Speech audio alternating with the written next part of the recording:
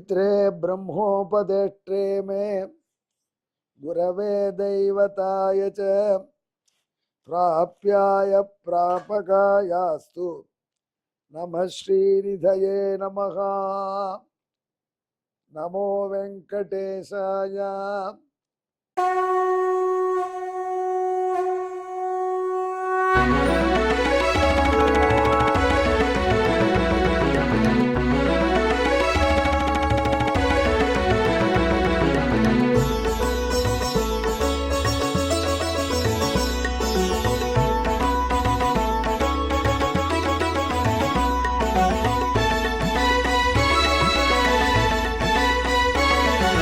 सहस्रनामं सहस्रनामं श्रीवेङ्कटेश सहस्रनामं सहस्रनामं सहस्रनामं श्रीवेङ्कटेश सहस्रनामम्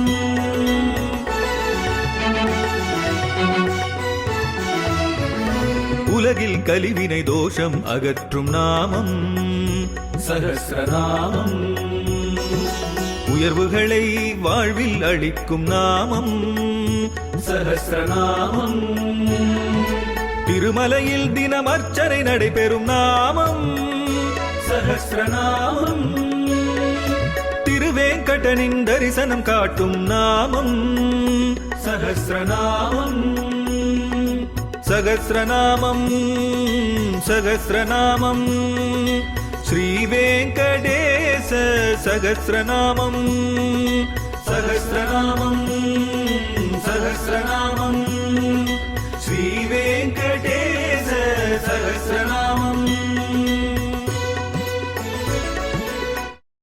திருவேங்கடமுடியாரின் அடியார்களே வணக்கம். இப்பொழுது சொல்லக்கூடிய இந்த 394வது திருநாமம் கொரோனா முதலிய சகல வியாதிகளையும் விரட்டக்கூடிய திருநாமம். உலகத்திலே கொரோனா படுத்திய பொழுது அது மிக அழகான முறையிலே வெற்றி கொண்டது நமது பாரத நாடு. பாரத நாட்டுக்கு ஒரு பெருமை, பல நாட்டுக்கு மருந்து கொடுத்தது பாரத நாடு. ஆகையினால அந்த நாடுகளெல்லாம் பாரதத்தை இப்பொழுது சார்ந்து நின்று தங்கள் சப்போர்ட்டை தெரிவிக்கின்றன. அப்படிப்பட்ட நல்ல எண்ணத்தை உருவாக்கக்கூடிய ஒரு வலிமை, ஜுரத்துக்கெல்லாம் மருந்து கண்டுபிடிக்கக்கூடிய வலிமை, நோய்க்கெல்லாம் நோயை உண்டாக்கக்கூடிய வலிமை நமது விஞ்ஞானிகளுக்கு இருக்கு, நம்ம மனசுக்கு இருக்கு, நம்ம நாட்டில் உள்ள ஆள்பவர்களுக்கு இருக்கு, எல்லோருக்கும் இருக்கு. அதற்கு பின்னணி என்ன? இந்த மந்திரம் தான். அதாவது இப்பெல்லாம் ரசாயன போர்னு ஒன்று சொல்றாங்க, கெமிக்கல் வார். ஒரு நாடு முன்னேறி எடுத்துனா அதை ஒழிக்கிறதுக்கு என்ன வழி? அந்த நாட்டுக்குள்ள ஒரு நோயை ஸ்ப்ரெட் பண்றது. தமது ஆராய்ச்சி லேபரேட்டரியில் சில நோய்க்கிருமிகளை உண்டாக்கி அந்த நோய்க்கிருமிகளை சில பேர் மேல் செலுத்தி அவர்களே நம்ம உயிரை விட்டு வெளில அனுப்புறது. அந்த ஊருக்கு போய் அவங்க மற்றவங்களது நோயை பரப்பிடுவாங்க. அப்போ கொத்து கொத்து கொத்தா மாந்தர்கள் உயிர் விடுவாங்க. அப்புறம் அதை விட வெற்றிக்கு வேற என்ன வழி? இந்த மாதிரி உக்தியை சில நாடுகள் கையாளுகின்றன என்று சொல்கிறார். இதெல்லாம் நமக்கு தெரிஞ்ச விஷயமா? ஆனால் நடக்கிறது, பேப்பரில் படிக்கிறோம், சொல்றோம். அப்படி கெமிக்கல் வார், கத்தியினால சண்டை போட்ட காலம் போயிடுத்து, ஆட்டம் பாம்பினால் சண்டை போட்ட காலம் போயிடுத்து.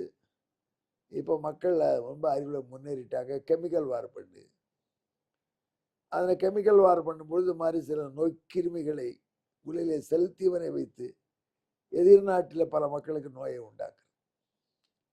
அந்த நோயினால பல பேர் மாண்டு போவார்கள். சீக்கிரம் வேலையாயிடுச்சு. அப்படியெல்லாம் போய்கொண்டிருக்கிற காலத்தில் இந்த கெமிக்கல் வார முதல்ல ஆரம்பிச்சது யாரு அப்படின்னா பரமேஸ்வரன் தான் சொல்லலாம். என்ன இப்படி சொல்ற அப்படின்னா, போர்க்களத்தில் அவர் தான் ஜுரத்தை ஏவி விட்டார். அவர்கிட்ட ஒரு ஜுரம் கண்ட்ரோலில் வச்சிருந்தார். அந்த ஜுரத்தை பரமேஸ்வரன் ஏவி விட்டார் மாணனை பாதுகாப்பதற்காக. அந்த ஜுரம் 3 கால் 3 முகத்தோடு நின்றது.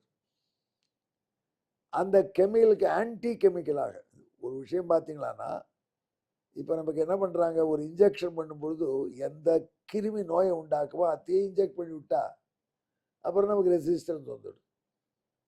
இந்த மெத்தடை வைத்து ஜுரத்துக்கு ஜுரமே பதில், முல்லை முள்ளால் எடு. என்று கண்ணபிரான் சிவபெருமான் ஏவிவிட்ட சிவஜுரத்தின் மீது, சைவ ஜுரத்தின் மீது வைஷ்ணவ ஜுரத்தை ஏவினான்.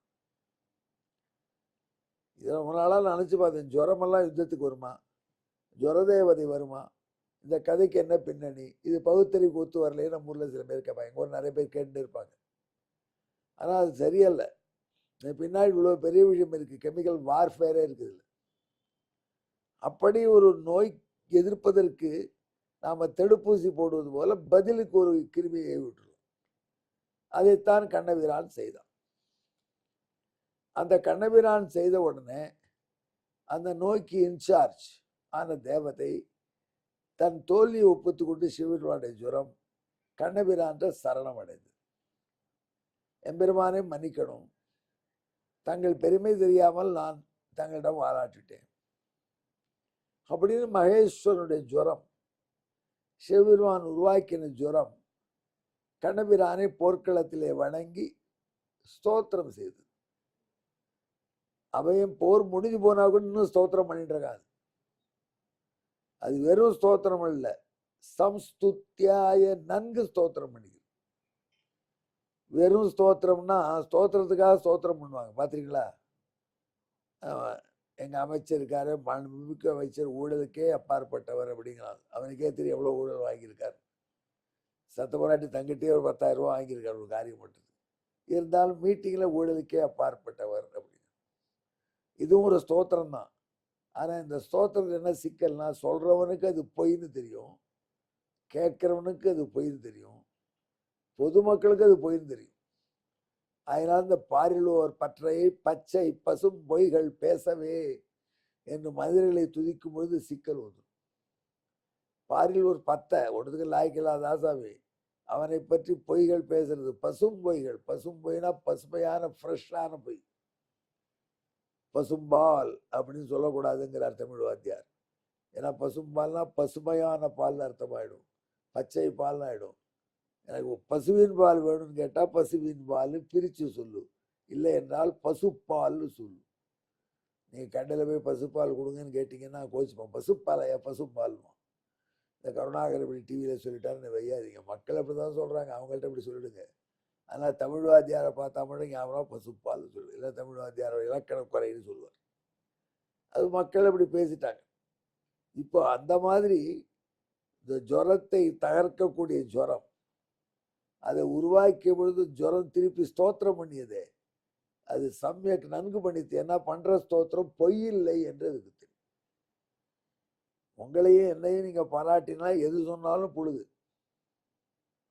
உங்களை போல தாராள மனசே கிடையாது அப்படின்னு நம்ம சொன்னோம். 10 ரூபாய்க்கு 15 ரூபா கொடுப்போம், அவ்வளவுதான். உண்மையிலேயே நம்ம இது கொடுத்தா என்ன கிடைக்கும்னு பார்த்து தான் கொடுப்போம். அதனால அப்படி தாராளமெல்லாம் கிடையாது. நாராயணனை எது வேணாலும் சொல்லணும். எந்த ஸ்தோத்திரம் பண்ணாலும் இவனை போய் இப்படி ஸ்தோத்திரம் பண்ண இவனுக்கு தகுமோ என்று எண்ண வேண்டாம். அப்படி பண்றது நல்ல ஸ்தோத்திரம். இந்த ஜுரம் அப்படி நல்ல ஸ்தோத்திரம் பண்ணித்தான் பெருமான். அதனால் மகேஸ்வருடைய ஜுரத்தினாலே நன்கு துதிக்கப்பட்டான் பகவான் என்று நாரதர் ரசிக்கிறார். ஸ்தோத்திரம் இன்னும் நடக்கிறது சுவாமி. யுத்தம் நின்று போயிடுத்து, பரமசிவனுக்கு அருள் பண்ணிட்டான் மறந்தாமன். பாடனுடைய 990 கையை வெட்டி விட்டுட்டான். ஆனாலும் இந்த ஸ்தோத்திரம் இன்றும் தொடங்குகின்றது. அதற்கு பொருத்தமானவன் என் அப்பன் திருவேங்கடமுடையான். சொன்னால் விரோதம் மீது ஆகிலும் சொல்லுவன் கேள்வினும் என்னாவிலின் கவியான் ஒருவருக்கும் கொடுக்கிறேன். தென்னா தெனா என்று வண்டுமுரல் திருவேங்கடத்து என்னான என்னப்பன் எம்பெருமான் உடனாகவே என்று நம்மாழ்வார் பாடுறார். எங்கள் திருவேங்கடமுடையான் இருந்துச்சு, அதே மாத்திரம் ஸ்தோத்திரம் பண்றேன். அந்த ஸ்தோத்திரமே போறோம், எனக்கு இனிக்கும். அப்படி மகேஸ்வரனுடைய ஜுரம் எம்பெருமானை ஸ்தோத்திரம் பண்ணித்து அதுக்கு மேலே சொல்லித்து, பகவானே இந்த வரலாறை கேட்குறவங்களுக்கு நோய் நொடி இல்லாமல் இருக்கணும்னு அருள் பண்ணு. பகவான் அப்படியே அருள் பண்ணினோம். அதனால் இந்த திருநாமங்களை கேட்கக்கூடிய டிவி மூலம் ரசிக்கக்கூடிய அன்பர்களே, நீங்கள் நோய் நொடி இல்லாமல் நீண்ட நாள் வாழ்வீர்கள் என்பது ஐயமில்லை. அன்பர்களே, இப்படி மகேஸ்வர ஜுரத்தினாலே ஸ்தோத்திரம் பண்ணப்பட்ட பெருமான் என்ற அடிப்படையில் இந்த 394 திருநாமத்தை நாரதர் அமைக்கிறார். மகேஷ ஜுவர சம்ஸ்துத்யாய நம.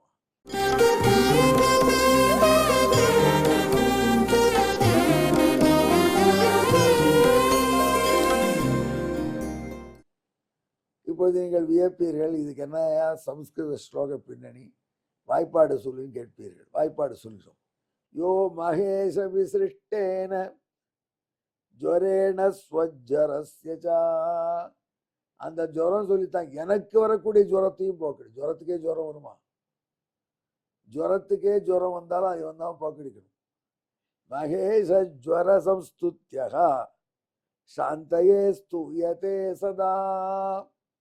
அன்பர்களே, இதற்கு தமிழ் வாணன் போரில் மகேசன் எய்த நோயை ரசாயனப்படை அதனை தான் படைத்த ஜுவரத்தால் வெல்கையில் மகேசன் ஜுவரமது துதிக்க நின்றவன். மகேசன் ஜுவரமது நன்கு துதிக்க நின்றவன். நல்லவனை துதிக்கிறோம், நல்ல முறையிலே துதிக்கிறோம், நல்லதற்காக துதிக்கிறோம் என்று மகேஸ்வருடைய ஜுவரம் துதிக்க நின்றவனை மகேஷ ஜுவர சம்ஸ்துத்யன் என்று பெயர் இல்லாமல் வேறு எந்த பெயரை வைத்து நாம் சொல்வது என்று 394வது திருநாமத்திலே நாரத பகவான் முழங்குகிறார். விஸ்வாமித்திரர் போட்ட பல அஸ்திரங்கள், அதையெல்லாம் ஒரே கொள்ளிக்கட்டையாலே தடுத்து நிறுத்தியவர் வசிஷ்டர். அவருக்கு அந்த பவர் எங்கிருந்து வந்திருக்கு என்று வசிஷ்டருக்கு தெரியும். அந்த பவரை கொடுத்தவன் திருவேங்கடமுடையான். அந்த பவர் உங்களுக்கு நோய் நொடி எதிர்ப்பிலும் வர வேண்டும் என்றால் இந்த திருநாமத்தை ஜெபியுங்கள்.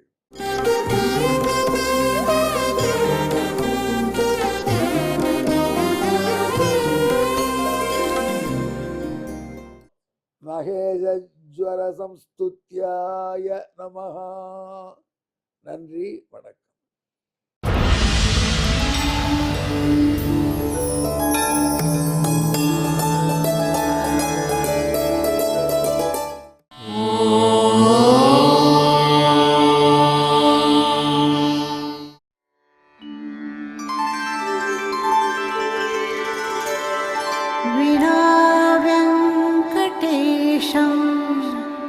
ननाथो ननाथः सदा वेङ्कटेशं स्मरामि स्मरामि.